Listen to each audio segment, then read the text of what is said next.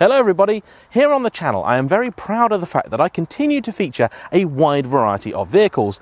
Everything from couple £100 winter bangers to couple £100,000 supercars. Yet whenever I feature one of the latter, there'll always be a few people in the comments section who crop up and say the same things. Well, why would you feature a car that only millionaires can afford? You know, what's the point in that? Why would you bother with a car with 7,000 horsepower when the speed limit is only 20 miles an hour? I kind of get that. I can see where you're coming from in some ways. And today's video is designed to address exactly those questions, because I'm sure there are a lot of people out there who really lust after something like this, but they're unaware of just how achievable, or perhaps more importantly, of how worthwhile it is. So let's talk about that.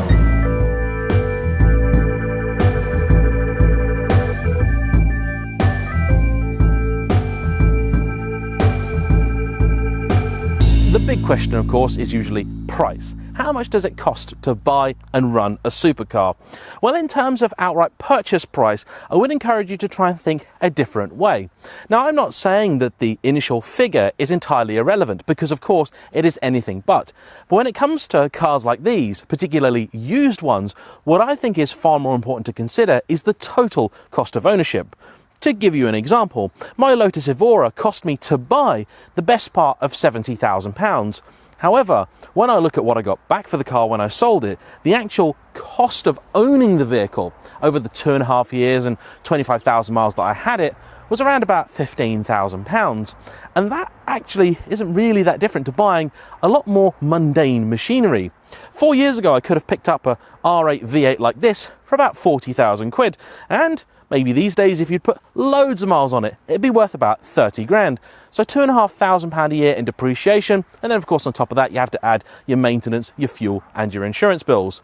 Now, fuel and insurance are things that I don't really worry about too much, because most often by the time you're at a stage where you can afford a car like this, you may find the insurance is a lot more reasonable than you expect, particularly if you're looking at, say, an old classic car where you'll get a specialist policy, if you're going to do a multi-car insurance scheme. And when it comes to fuel, well, they're certainly not good on it, but then they're probably no worse really than an old Ford Capri 3 litre. And I don't think anyone looks at someone driving an old Ford Capri and goes, blimey, how'd you afford the fuel in that?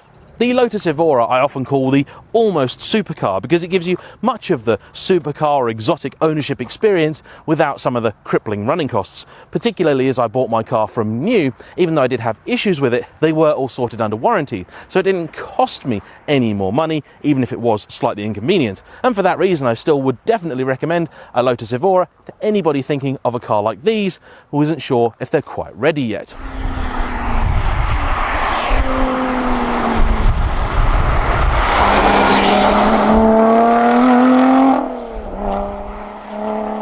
Now, one of the ways that I've been able to afford my dream car is by working with companies such as BOTB.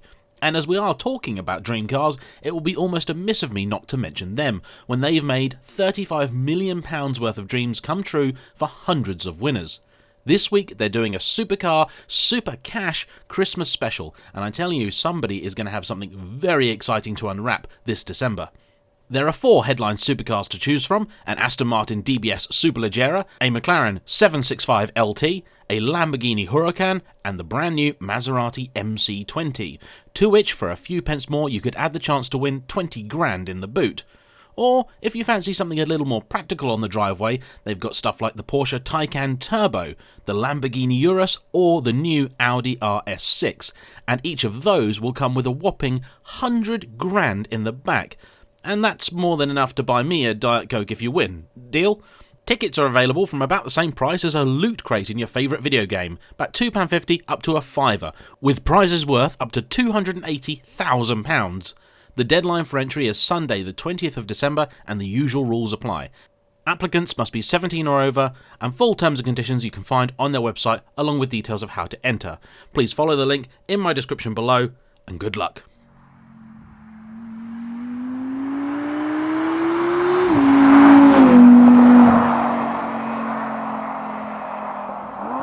Now, the truth is that the majority of people buying a nice car will be doing so on finance, and believe it or not, that also includes the people who could afford to buy them outright. If you are here in the UK and you need finance on a car that you're about to buy, be it super or otherwise, I'd highly recommend that you speak to my friend Daryl at HOLMESDALE. He sorted out the finance for me on the 550, and he also sorted out my friend Antony in his R8 GT.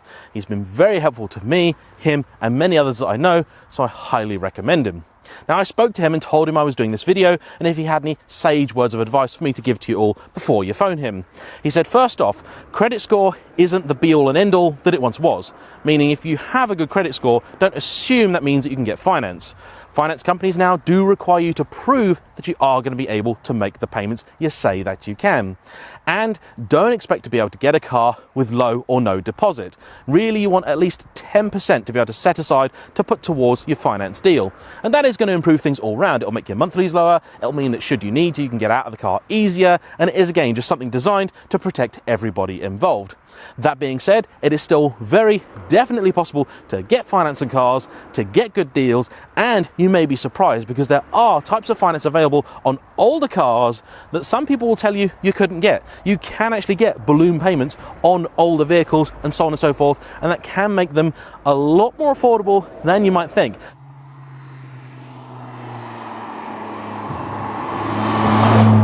I would never ever pretend that these are cheap cars because they simply aren't. However, they may be a little bit more affordable than you think, and ultimately it costs nothing to ask the question. There's no point in giving out specific figures because they only really apply to the individuals and cars involved. However, perhaps it would help you to know that Antony and myself both paid a similar amount for each of our cars, and the repayments that we are making currently are less than a couple of people I know who bought an M4 when they were a new thing. And these are a little bit nicer than a brand new M4, aren't they?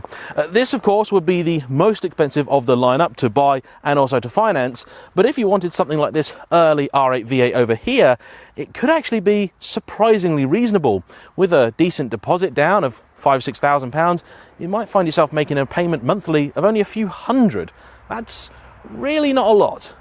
So how is it that you go about picking the right car for you? Well, for some people it may be very easy because you may already have in your head the idea of exactly which model in which colour you want to buy and with which specification. And so in that case it's simply a matter of going out there, driving a few and finding the best one.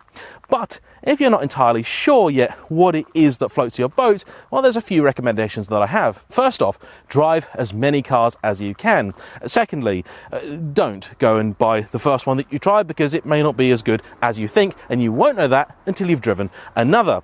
I generally recommend trying to get a drive of the best, nicest example of what it is you're looking at to see what a good one's supposed to be like. And sometimes you'll find actually that one isn't the best that you drive. Now, many of these cars are quite expensive, quite rare, and they can be sometimes a little bit fragile. And that means that if you are concerned about unexpected bills, you're going to want to buy something with a warranty. And when it comes to those, there's only really a little bit of advice that I can give you. Get a really good warranty. And that pretty much means, almost without exception, get a factory warranty, get an Audi warranty, get a Ferrari power warranty, get a Porsche warranty. Don't get an aftermarket third-party one. Very, very few of them are any good. In fact, about the only one I know which I would recommend would be Thorny Motorsport's McLaren warranty, or indeed the Porsche Hardtech scheme, which is very similar. Thorny, as it happens, are pretty much the only people I'd recommend you to go to if you have a McLaren and you want it serviced or warranted here in the UK. They really know their stuff, they're very friendly, very approachable, so if you're thinking of a Macca as your first supercar, give them a ring. They're really nice guys. Speak to Tom or John.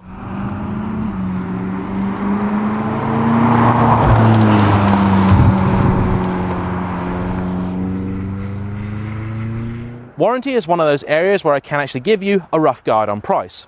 For that Thorny McLaren warranty, you're looking at just under £3,000 a year. For Audi's warranty on something like Antony's R8 GT over there, you're looking at just under £2,000 a year.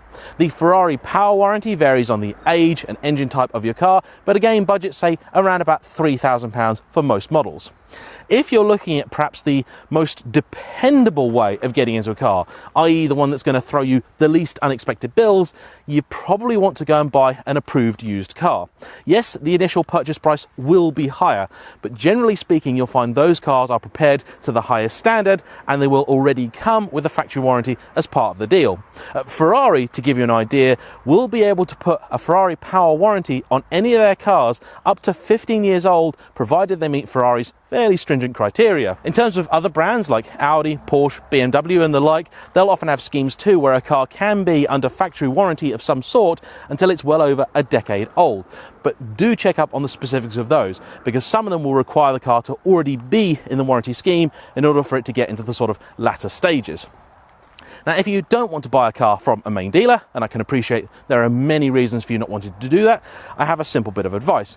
Either buy it from a specialist, well known for that particular brand, or if you are looking at buying a car privately, take it to a specialist to get it inspected.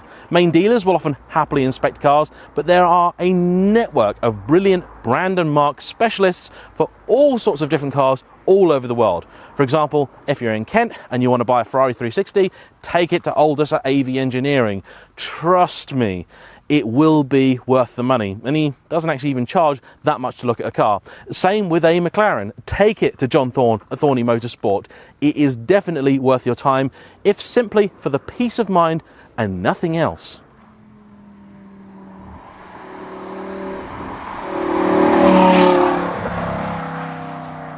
If you are entirely new to a brand, I would highly recommend joining or seeking out your local owners clubs. Go and attend a meet with them, start speaking to people, find someone that's got an example of the kind of car that it is that you want to buy. They'll often give you a much more balanced and realistic idea of what to expect from running costs, ownership and everything else than what you might find on the internet, because the internet is something of an echo chamber more often than not, and it's very, very good at putting people off cars. Certain brands, for example, like TVR and Lotus, have excellent and extraordinarily active communities, and they are just a bunch of really fun people, if nothing else. So if you are thinking of buying something, especially something weird, quirky and kooky, Dodge Viper, stuff like that, go and find your local owners. They'll tell you what the car's like, who to take it to, and everything else that you might need to know.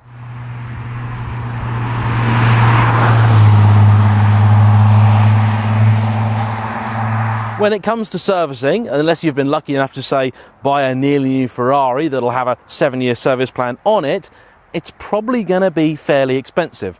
In fact, I'd say with all cars of this kind, you want to budget at least about £2,000 a year for general service and maintenance. If that sounds like a bit too much, well, unfortunately, you're probably not quite ready for supercar or exotic ownership just yet. However, there is some good news. Very often you may find that that doesn't need to be the amount of money that you require. I just recommend it so you have a little bit aside in case you find something you weren't expecting. The labour rate that I pay on this car at Meridian Modena is less than you'd pay for my local Peugeot dealership. In fact, it's half what I pay for my local Peugeot dealership. Ferrari main dealers will do special rates on classic cars, and that makes actually maintaining something like this far more affordable than you think it might be. A major cam belt service on this car is £1,700 including VAT. The same job on a Ferrari 355 is £2,700, and that's done the correct way with the engine out. Now, those are main dealer prices. That's as expensive as it's really going to get, and the internet will often tell you that it's going to be way, way more, and I'm sure it's possible for a car like this to give you a very big bill. In fact, the previous owner spent £17,000 on it, but he did an awful lot of work at the same time. It is for that exact reason that I advise having a little bit of an ooh blimey fund aside, because that means that you can prevent lots of small jobs from turning into one really large one.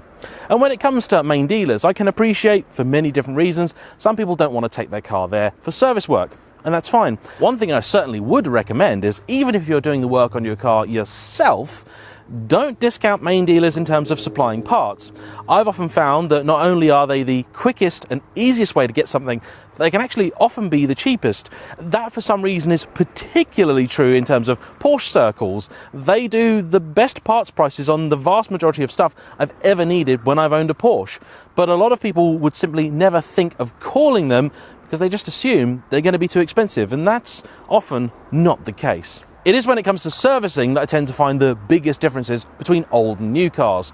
As a general rule, I find these older ones are more intensive on the labour front, but newer cars often have higher parts prices. As an example, brake discs on my 550, 200 quid. Antony's R8, 3 grand. Now, it's not all sunny and roses if you have an old car either, because what you'll often find is not so much a problem with parts pricing, but parts availability.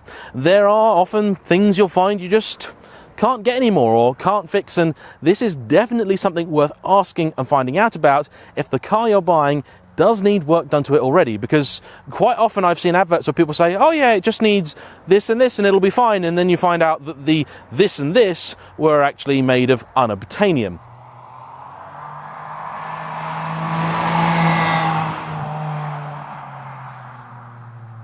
Owning cars like this isn't cheap. I will never pretend that it is, but it is a definite fallacy to think that anyone who can afford them is a multi-millionaire. That's simply not the case. The vast majority of supercar owners that I know are simply people that have worked hard, saved their money over a long period, and it's their way of treating themselves and just having a little bit of fun.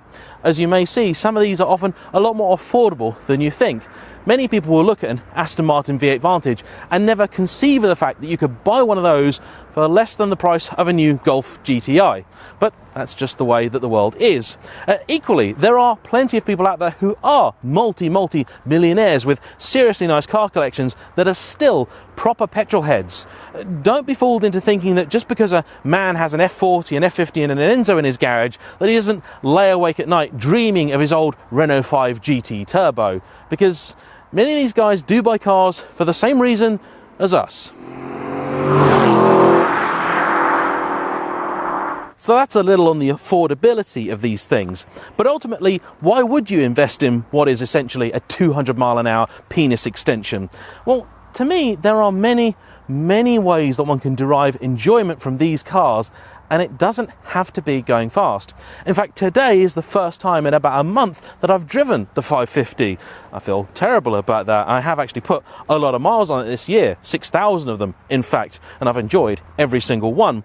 But the truth is that simply having this on my driveway, being able to look at it every time I go out my door, brings me the most immense satisfaction. I've said many times before that this is my childhood dream car, and it still very much feels like a dream having this, being able to get in it, take it for a drive, and not have to hand it back at the end of it. I love sharing this car. I love sharing the experience. That for me is the greatest piece of exotic car ownership. This has been the first Ferrari, not just for me, but the first Ferrari drive for about 6 people that I know. And it's brought a big smile to every one of those faces. It means so much to me that you can make somebody's day just by simply being out in your car. I mean, it costs you really nothing, ultimately, and you can make someone really very happy. Why would you not choose to do that? I hate the idea of these things being cooped up, hidden away, stuffed in a dark corner, and that happens far too often. That's one of the reasons I even started this YouTube channel. I wanted to share all the many experiences that I've been fortunate enough to have with all of you, and thanks to the fact that many of you have tuned in, I've now been able to do this, and I love it to pieces. I love looking at it. I love feeling it. I love sitting in it. I love the way that it goes, the way that it sounds. And the fact is that if you're doing this right, if you're doing this my way, you can take any of these cars out for a drive. You don't have to break a single speed limit, and you can still derive the most insane amount of pleasure from them. In fact, sometimes driving these cars slowly can be even more fun than driving them quickly. The way that people react to them, the way that other people look at you, the way that they feel, the way that they handle, the way that they sound, these are, even when not going hell for leather, very different cars to the ordinary. They are, believe me, very special things, and you do not have to give them full beans to experience that. You honestly simply don't.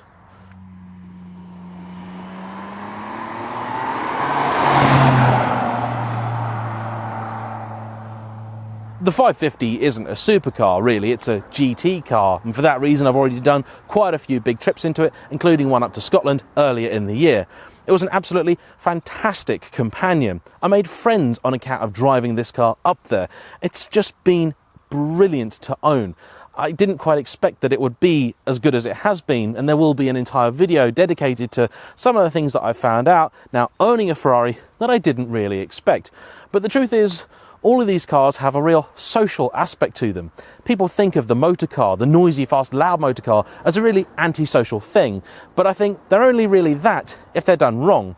Done right, these should genuinely be a tool for good. If going fast is the only thing that interests you, these are all very poor ways to do it, certainly for the money. In fact, any supercar owner will tell you they're often the slowest way to get from A to B, because absolutely everybody will want to talk to you about it. And if you don't love that, I'd suggest that you probably buy something else. In fact, if you want to absolutely dominate the back roads of Britain, I prescribe a modified Golf R. There is simply no quicker way of doing it. But these do deliver a genuinely different experience, particularly if you've grown up with things like the Golf R as your reference go-to fast car. These may, on paper, not be that much quicker, but the fact is the experience is unlike anything you've probably experienced. A big, naturally aspirated, multi-cylinder engine just has an incredible appeal all of its own. The noise, the power, the feel, the delivery, it is very, very special, and I would urge anyone to have a go while you're still allowed. Now, I've said it before, and for absolute clarity, I will say it again. These are not cheap cars to buy, to run, or to maintain. But I do believe they may be a lot more affordable than many people think, and I certainly know that they can be, if done right, worth every single penny. I wouldn't change this car for anything, and I'm sure Antony feels the same way about his R8. Well, the fact of the matter is that running one of these probably isn't a lot more expensive than running a horse or something like that. And whenever anybody finds out that you own a horse, nobody goes, "Oh my God, you must be a millionaire." So quite why they do it with these kind of cars, I don't know, but that's just how we are. It's a very British specific thing. Overall, I would say that owning a supercar or exotic is like owning a Mogwai. With great power comes great responsibility. And I think it is your responsibility, if you are a supercar or exotic owner, to share it, to create good memories for yourself, for those around you, and to just enjoy the car while you can. So there we have it. I hope that provides a reasonable answer to the question of supercars and exotics. What's the point? Why would you bother? Thanks to you for watching. Thanks to Audi UK for bringing me a pair of R8s. Thanks to Antony from Sports and Touring for bringing his. I'll see you all for the next one. Bye-bye.